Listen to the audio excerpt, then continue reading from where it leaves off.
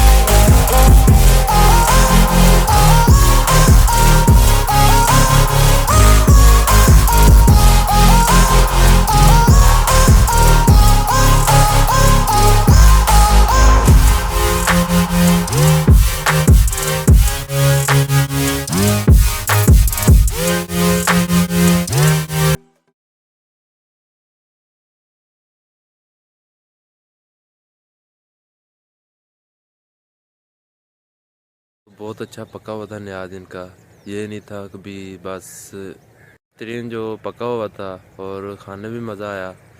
तो मिलते हैं एक नई वीडियो के साथ। अल्लाह हाफिज़।